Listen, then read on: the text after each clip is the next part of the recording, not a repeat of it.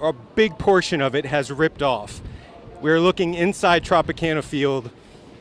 We are seeing extreme damage to there was a report we saw online earlier of a fire, and we were waiting to confirm that, and now we just made it up to the 5th floor of the hotel we are in, and it's hard to believe what we're looking at.